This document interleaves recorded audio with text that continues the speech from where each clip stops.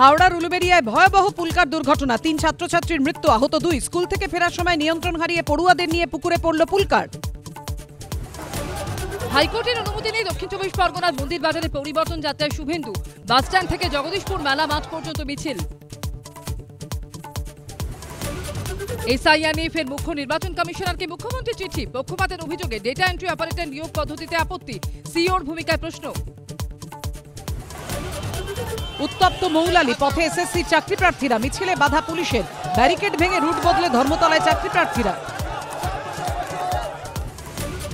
SIR এর প্রতিবাদে বিএলওদের বিক্ষোভে ওরা কারা? ফের মুখ্য নির্বাচন কমিশনারকে মুখ্যমন্ত্রীর চিঠি।